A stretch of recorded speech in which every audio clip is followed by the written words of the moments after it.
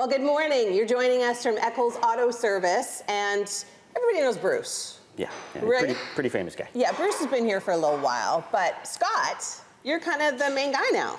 Yeah. You've kind of taken over. I've been here for 21 years this year, but I purchased it in 2019. That's how old you are. You've been here since you were born. Yeah, exactly. Yeah. Well, congratulations on that. That's awesome. This is Thank my you. first time here. I know Tim has come here a bunch of times. Yeah. We're talking about the importance of getting your car serviced and not just getting an oil change. There's a really big difference, right? Correct. Yeah. So what are you getting if you say go to a quick lube style place versus independent shop like us? Is we at this shop we do a digital inspection, which means we look at all your lights, levels, wiper blades. We do a whole digital report. We find anything wrong with the vehicle. We're going to email or text you a picture or a video. And what you also get is you have someone who is licensed or registered with Skilled Trades Ontario, meaning that they are trained in what to look at on your vehicle, what's safe and not safe. Right. So a big example is this vehicle right now it's on a hoist, so the wheels are hanging. You don't get those at the quick lube. Most drive quick in lubes, and it's underneath, yeah, right? they have what you call a pit. And an example of something that would be missed, if I can show you here, is when it's in a pit and the weight is on the tires, you would not be able to see that this vehicle needs a ball joint. So if you look in there, and we're going to shake this wheel, you can see there's a bit of movement at the top, but nothing at the bottom. And what's happening is this joint is shaped like your hip socket. It's a ball and a socket. Yeah. And I would never think of that. and it's wearing out and it's got some play. Yeah. And like in a bad case scenario, this wheel that could come apart and then you're stuck wherever you are. Yeah. But when you're at a place with a pit, you cannot don't see it. physically check that. Yeah. So that's like a really big safety concern. Yeah, it is. And there's other components you can't check, same thing when it's on a pit. Yeah. But that's just one of those things. And then for us, when we look at a vehicle, this is something we check while doing an oil change. So it's not just, we don't just change your oil and just change your filter. Yeah. We're making sure that your tire pressures are at the right pressure, that they're not wore out. So if I come into you guys, how do you communicate that problem with me? Like, do you call me? Do you So like I said, every technician who works for me has a tablet. Okay. And we run a program, a digital vehicle inspection program called Auto Service. So in this, we can take a video of that and it will be text you or email you and you can see a problem. Because sometimes, That's so like you good. said earlier, like what's a ball joint? Yeah. And I'm like, I don't need to go through the technical aspects of it. I can say, this isn't supposed to move. Yeah. And it is, and that's bad. Huh. Yeah. All right, so for someone that didn't know what a ball joint was, I've been educated now. Okay, coming up, we are going to be taking a look at electrical vehicles, we're going to talk brakes, and we're going to talk tires. There's so much more coming up on Morning Live. We are back at Eccles Auto Service. Professional automotive service since 1984. Scott's the guy that we've been talking to today. It's all about electric vehicles. I know a lot of people are really starting to get into the market, so a lot of auto body shops have come to, you got to learn about them. You have to learn how to fix them. You have to learn how to service them and maintenance them. I've never looked under the hood of an electric vehicle before, and it looks kind of like a computer to me. Yeah, it's a bit weird looking, right? It is. Yeah, so, Like it's small. Yep, so this is what drives your vehicle. You have all the orange wires are your high voltage wires. So, I mean, they're safe to touch, but don't start unplugging stuff. Right. But some stuff to talk about with EVs is that they still require maintenance, like a regular car. Some stuff's gone away, obviously, no oil changes, they don't have spark plugs, stuff like that. But like you can see in this vehicle, it still has a regular 12-volt battery, automotive car battery.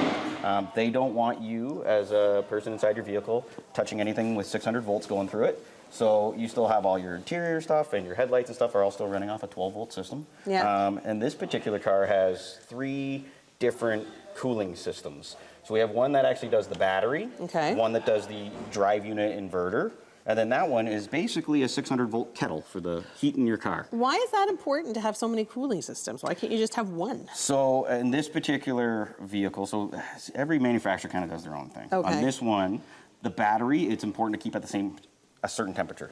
Optimal temperature, so you get the most range out of it, and the battery lasts as long as it can. Yeah. So in the summer, maybe people don't know this, but in the summer, if it was like 40 degrees out and like super humid, and you had your car plugged in and charging at home, it'll be running the air conditioning, even though you're not in the car. in order to keep the battery at a certain temperature. Oh, interesting. And that keeps it at the optimal, so you have longest life and you get the best charge out of it. Yeah. So there's also one for the drive unit because it does need to be cool, but it might be at a different temperature. And then GM, for this particular car, for heat inside the vehicle, they have gone with their own cooling system, which I said is like basically a kettle. It's got a big element in there and it's heating it up. On other vehicles, they might run similar to a heat pump, which is all the rage right now with houses. Yeah, totally. So they'll run a heat pump, so they actually run the AC backwards. And that'll create cold air out the front of the car, creates hot air in the car, and then they have an electric element inside, kind of like a baseboard heater, in case it's really cold. But part of that is this coolant is no different than the last 20 years in GM, and they're it's good for 5 years service life. So, wow. So any 2019 out there right now this year, all these fluids need to be serviced. Yep. And other stuff, like they still have brake fluid, they still have a cabin air filter. Yeah, which that makes sense. Filters the air you breathe. I always get caught on that one. Yeah, the cabin air filter. Yeah. You got to change your air filter and they pull it out and they show it to me and I'm like, full of leaves and yeah. bugs. Yeah. I'm like, okay, change that. So that stuff still exists on all EVs. Yeah. And they're fun to drive, right? I've heard they're really fun to drive. Yeah, they are. Even this little guy, very peppy off the line. That's cool. So fun. Okay, coming up, we're going to be talking brakes, and we're still going to discuss how important winter tires are for your vehicle. All that coming up, but for now, I'm going to send things back inside the studio. Okay, Tesla's a bit of a bougie car. People think that maybe, okay, a Tesla can drive itself. Why would you ever need to get any maintenance done on it? It just takes care of itself, right, Scott? Absolutely not. So we'll use Tesla as an example. So Tesla, right on their website, they do have a maintenance schedule. They have certain things they want replaced. And one of those things is, especially if you live in Canada, they want you to service your brakes every year. Okay. And what is servicing your brakes? It just means pulling the pads, pulling the slider pins out, cleaning everything, re-lubing it, making sure everything's working properly. Now, why is that important? Most people will understand if it hits them in the pocketbook why it's important. So this particular car, this Model S, Tesla has run a separate parking brake caliper. So unlike other cars that might use existing parking brake caliper, this one has its own. Completely separate one. Yeah. And while Tesla. While we're replacing the brakes on this, the pads are falling apart. So I can take this off and show you that there are that's a brake pad in there. So that's your brake pad? This is just a parking brake pad. That's the parking brake pad. So regular brakes would be similar to this, but bigger. Yeah. And on this car, these pins are what hold these in here, and you have to get them out. Well, this pin has been here since, I don't know, the dawn of time, and never taken out. And it is in this piece of caliper, and you have to drive them out, and it won't come out. And to give you an example, this is one that came out, and it's all pitted and rusty, versus one that's new. And now, because we can't get this out, this car needs a new caliper. The whole thing has to be replaced. Yeah, on both sides. And so instead of like an hour's labor, we're into a couple $1,000s worth of brake calipers that we're waiting for, And that could have been saved if they had done the proper instruction that Tesla even told them to do. If you service your brakes, you take everything apart once a year, then this should be avoidable. Right. Yeah. Another special like Tesla only service, just because some people don't know, this Model S and then all the Model Ys come with something super fun called the Bioweapons Defense option. Wow. Yeah. So this car could have a HEPA filter in it that needs to be changed every 3 years. And where do you can only buy it from Tesla, I'm assuming, because where do you get a HEPA filter? $500 from Tesla. Yeah. Yeah. Wow. There you go. If you own a Tesla, you got to listen to Scott. You got to maintain those brakes once a year, because if you don't, that could happen to you. The importance of winter tires coming up, much more on Morning Live.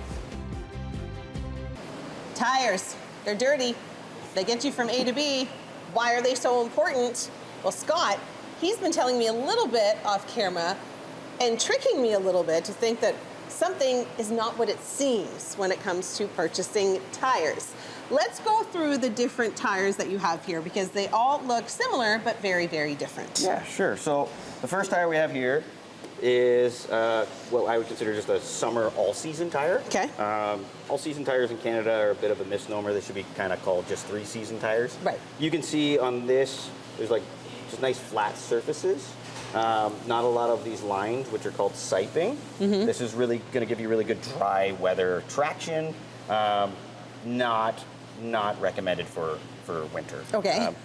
It's like putting ice skates on your car, kind of. Kind of, yeah. Okay. And then we'll go into why maybe this makes sense. Okay. This is another all-season tire. But see, that looks like a winter tire to Yeah. me. Like on first glance, I'm like, that must be a winter tire. So this tire meets a mountain snowflake certification, which you might see on certain tires. And what that means is that it meets the minimum requirement of a winter tire, but the minimum requirement of a winter tire is an acceleration test. So from a stop, can it get to a certain distance under a certain time?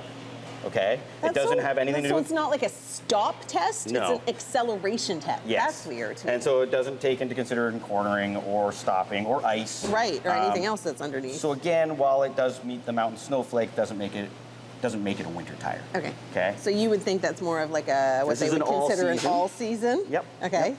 And then this is an all-weather tire, not to be confused with an all-season. What's the difference? The difference will be, unlike, say, the summer tire, you can see you have lots of these lines, the siping lines, which give you grip on snow. Nothing gives you more traction on snow than snow. So actually, like, what they do is it holds on to snow, to bite into snow. Right, that makes sense. The difference between this and a winter is the rubber inside. So the rubber in this is actually harder than a winter tire, but softer than a summer. And the idea is it's supposed to be like an in-between. Why would you get an in-between? That's so for funny. us, we only recommend this tire, honestly, for people who do very little driving, or we're in Dundas, so we have like a elderly community. So like a lot of people, maybe they only go to the grocery store and church. Yep. So those tires are ideal because they're never going to drive when it's really bad weather, anyways. Right, sure. And then this is Michelin's kind of version of an all-weather tire. It looks kind of fun. Yeah. So what they have these nice sipes here, which will give you winter traction. Yeah. And then this really funky design is excellent wet weather driving because it evacuates the wet weather driving. Yeah. So like slush and stuff, it'll evacuate it away from the vehicle. Oh, absolutely. That is kind of cool. And then again, so this one, like Bruce has this on his Pilot and he loves it because they drive to Florida. I'm a pilot too, Bruce. Yep. Yay! Yay, pilots! So instead of having to run a winter at the same time, because they drive to Florida when it's cold out, it kind of gives you a nice in between. And then the last one, we'll bring it around. This is a it's real an actual winter tire. And so the big difference on this tire compared to all of these is you'll have much more siping. Some of them, if you open up, you'll actually see you have like blocks for grip when you're cornering. They'll like hold on to each other. It's also little. And and then what it also will have is it has this design to also evacuate, just like that other Michelin. And then the tire compound itself is designed to stay pliable or rubbery the colder it gets out. So an all-season tire will basically become a hockey puck at 7 degrees. And your winter tire will continue to be grippy. I think usually up to -10 or -15, depending on the manufacturer. So it just gives you more grip. All right. Well, thanks so much, Scott, for having us today. You're welcome. If people want to reach you, what's your website? EcclesAutoService.ca, so ECCLES Autoservice.ca. We're going to have all the information up on our website as well. Lots more coming up. Stay with us.